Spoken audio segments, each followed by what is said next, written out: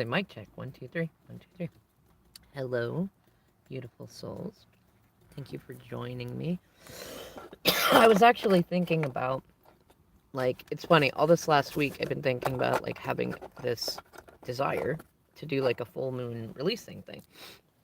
And I'm kind of amused because, like, I think I was a bit more affected. It was my Pisces moon. I think I'm a bit more affected with the various different moons and like having, moon in Gemini. It's like the thoughts and the feelings were there, but the ability to put it into coherent words in a manner that I saw in my mind, like doing an actual, like having you on and helping you release it and da da da da da. And it was like, definitely a future thing, not there yet. But I'm happy that it worked out the way that it did. I think that's part of this energy too for this full moon in Gemini. Like the stuff that we're working on is like you're not likely to get exactly the thing that you thought that you wanted, but it's either going to be just as amazing or it's going to be more amazing. And it's likely that it'll start out with like, okay, that's not exactly the way that I wanted to go about this, but I'm happy going this way. And as you continue to build in your gratitude energy that way, it will start to become more of what you wanted it to be. So keep that in mind. That's a free one for whoever of you get that one.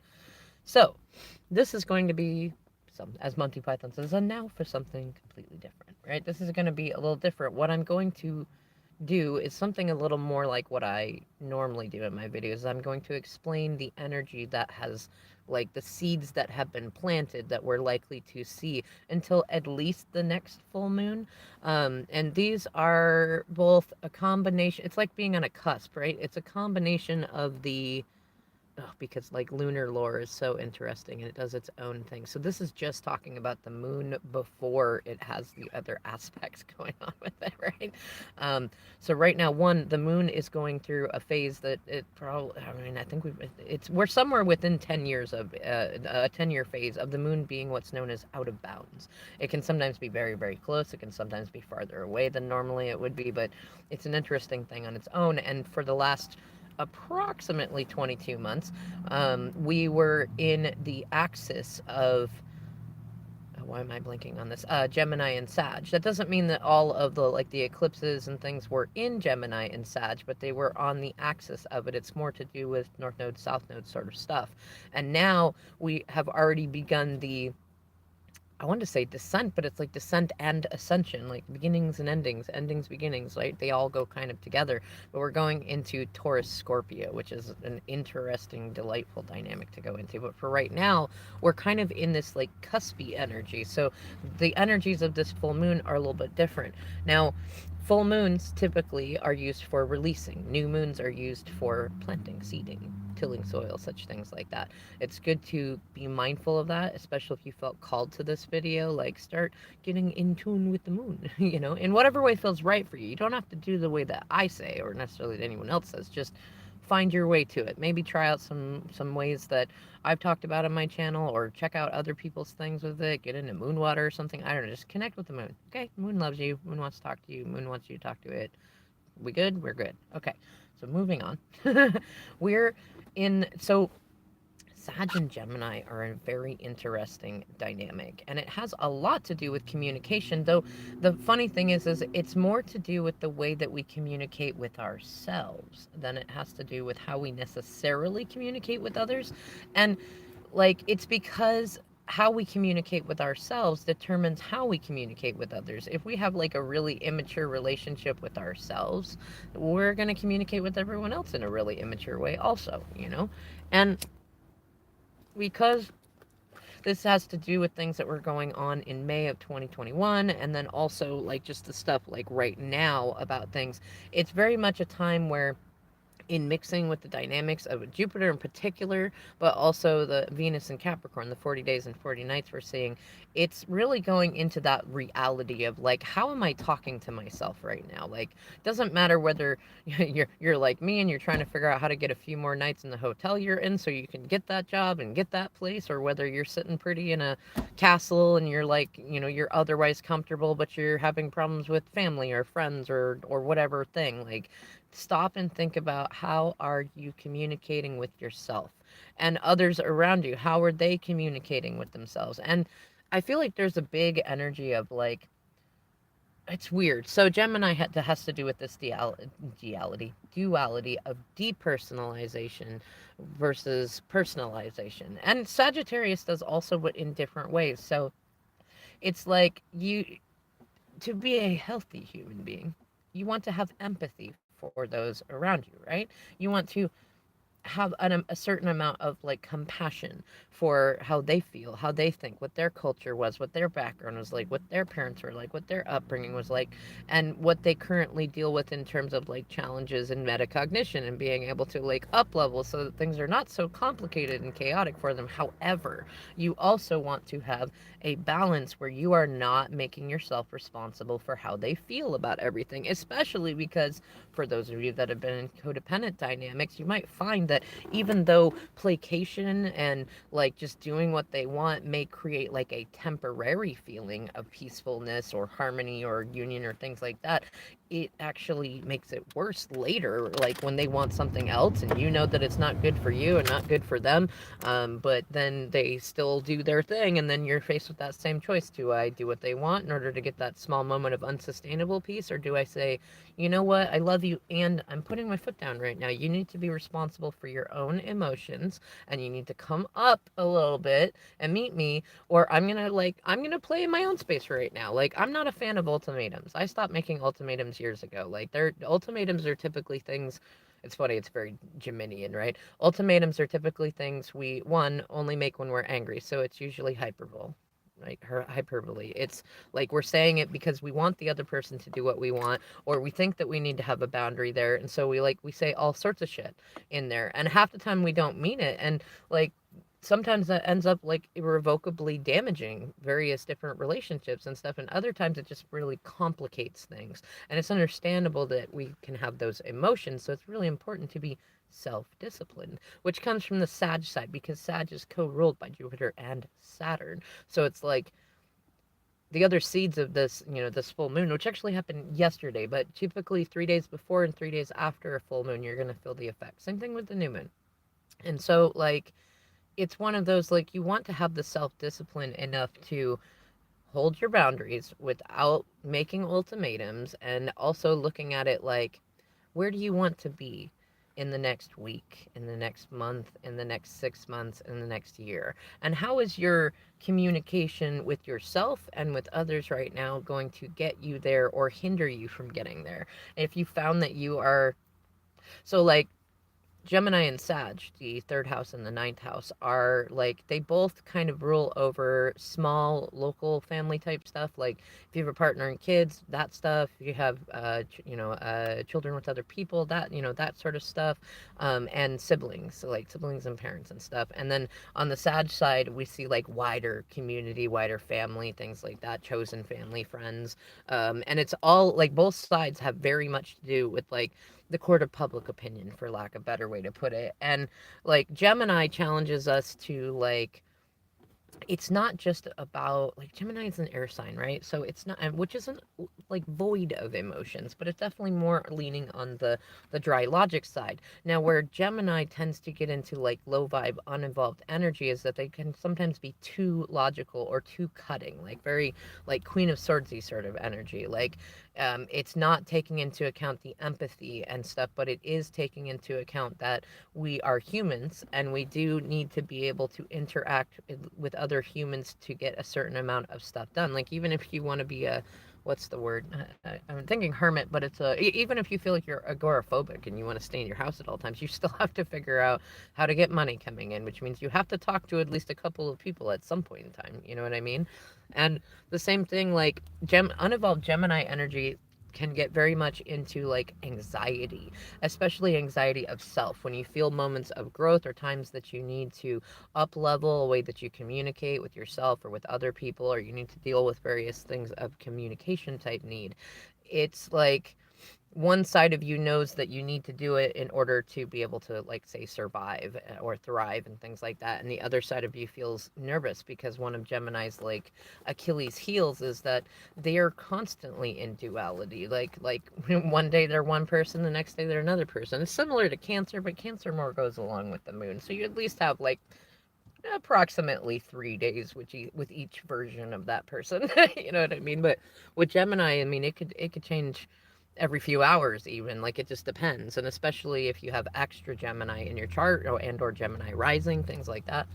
And if you have Gemini sun, like, it's interesting because it's a moon placement and stuff. So, like, you're going to be at odds because the sun is in Sagittarius, and that's your polar opposite. And it's like challenging you to give more emotional thought to the wider collective, or to other people that, like, they're clearly not going to go away in your current part of your story. So your choice is either you can keep trying to fight with them, but spirit is trying to show you something. So it's going to be like stalemate, like stalemate, stalemate, stalemate, stalemate. Like, even if you think that you can get like one up on them, it's stalemate, stalemate, stalemate, stalemate.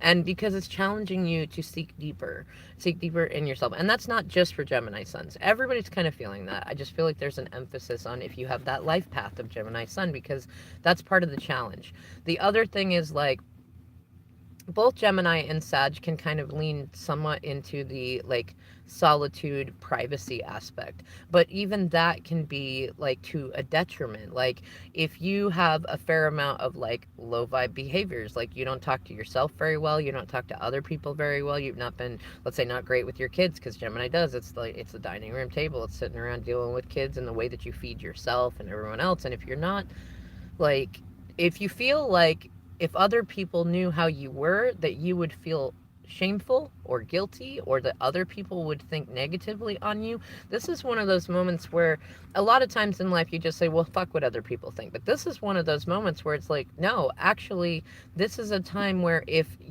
the majority, if like 70% or more would say that the way that you're behaving is immature, inappropriate, unhealthy, things like that, you're lacking boundaries, and the communication is poor or too slow, or things like that, like, it's important to recognize there's need for balance. There are times when, yes, you just do your own thing and you don't worry about what other people think. You let them be responsible for their emotions about it. And then there are other times when you need to consider, if the majority of people feel like what you are doing, especially beyond your local community, like, sometimes it's easy to feel outnumbered in what the right thing is to do when, say, you have siblings, or uncles and aunts, or other family member, or lovers and things like that, that are like, I don't care if that's the right thing to do, you got to do it this way. Or this is what I think the right thing is to do. But we need to sometimes challenge ourselves to think, what would the wider community think? Like, if I was to be in a courtroom and to be challenged about this, what would they think? What would the judge judge me as? You know what I mean? Sagittarius is very much, it's the judgment card in the major, or in the major arcana. So it very much has to do with judgment. And, like, if you were to be, to be, I'm thinking like at this old school look in my head, like, if you were up on like an old wooden platform, and like somebody was challenging you about the way that you've been communicating, or parenting, or making choices, or things like that, or talking to yourself, like, oh, what's that meme? If the way that you talk to yourself was suddenly tattooed all over your body, how would you feel? If the way that you talk about other people was tattooed all over your body, how would you feel about you? If the ways that you treated your children and people around you were tattooed on your body, or in like clouds that followed you around where everybody could see it, would you feel proud of yourself?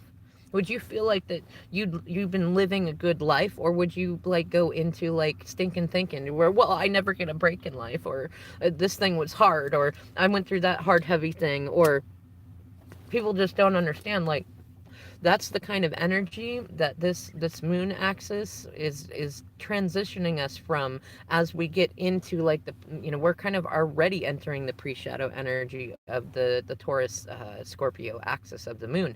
And because we have so much Capricorn energy between Jupiter and Saturn and Pluto and Venus and Capricorn, it's very much about reality. Like, the vibe I get is excuses aren't results. You know what I mean? Like, yes, there's a certain time to be empathetic. Like, oh yeah, you had a hard life growing up. I get it. Like, your parents were horrible, or you had these dynamics, and you are doing a little bit better than the people before you. However, that's not enough. Like the way that you talk to people, the way that you raise your children, the way that you are with other people's children, the way that you interact with people that you're jealous of, scared of, feel bullied by, that you feel like you need to keep away for privacy reasons, and like exes and potential future people, like the way that you communicate with everyone, it creates ripple effects that like affect your direct karma and your like your future karma and things like that. And it definitely affects whether or not you have like abundance in your life or you have connections or things like that. And right now we're kind of, it's like a combination of like you should be seeing like little synchronicities, communications, songs, billboards, things like that, that are kind of like telling you like this is the energy coming your way. This is like, it'd be like if you were, if you were to reach out to me and be like, with the divine feminine, I would like to donate to you to do an astrology analysis of my current transits and tell me where the heck this energy is affecting my life. Like you can already kind of tell. It depends. Where do you feel called to go, and what are like, what's the signage like around there, what's the people like, what are the things like, what's the energy like, and what are you having to focus on, or where do you feel the most pull for working on things in your life. Like that is how, where this moon, you know, the moon energy and the switchover is going to affect you, and where you are both releasing and calling things in. And it feels like the majority of this energy, like I said, is about the way we communicate with ourselves and others. And then, like, because of that Sag energy, I love Sag energy. It's like, it's the introspection that then evolves to become like an outer version of us. And Sag energy is also like Phoenix energy too. So it's like being on the final Gemini Sag axis energy. It's like there's some area of your life where you do not communicate with yourself as well as you could. And like you're going to be seeing that. You might even hear other people starting to like talk to you the way you talk to you, you know, or talking to you the way that you have talked to other people and maybe not notice that. Or it could even like, because there's so many like various little retrograde energies and different things going on with the asteroids and stuff, you might also be being faced with like some karma to where if you like you put a lot of people on the back burner, if you've not made time to do things with people that do deserve it and have waited for you, and or you've done like Gemini in unevolved energy is like magician reverse. So if you've been manipulative, you've been hiding, you've been playing both sides. It's also lovers reverse sort of energy. Like if you've been giving people the silent treatment or doing crazy making, like blame shifting, things like that, you're going to find it almost much more instant that like if you do that now, you're going to immediately be treated that way by somebody else. And if you've done it a lot before, like all of that stuff's coming up. Which what I need you to realize is if that's happening, just keep kind of the mantra in your mind. This is old momentum.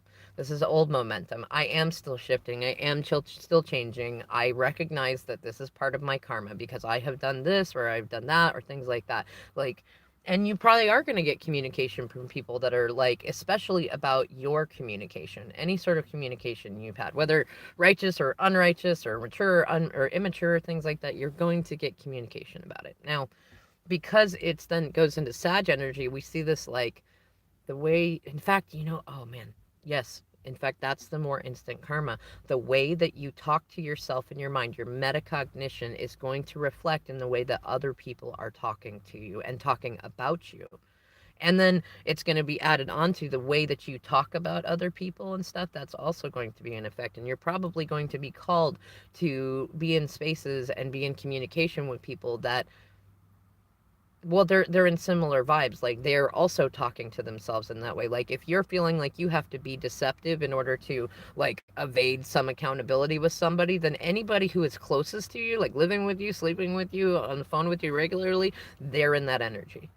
Like, so you know that if you're deceiving others, the people closest to you are also deceiving you. And who knows if it's a self-deception or an outright deception to you or whatever thing, but it's there. And it works the same way on the other side. If you are having pleasant conversations with yourself and the people around you, and you're generally holding yourself to fairly good integrity in how you interact with others, including those who can do nothing for you and those who are trying to like outwardly prevent you from succeeding, then it's very likely that the people around you are also going to be genuine, kind, authentic, and you know, kind of forthright about holding themselves accountable. So like it works both ways. And then switching into that like because those things, it's like the full moon illuminates those things, and then on the shadow side of the moon is the Sagittarius side, and Sagittarius is very much about personal growth, self-development, things like that. And so like in the subconscious, even if you're not like actively aware of it, what it's challenging all of us to do is to look at,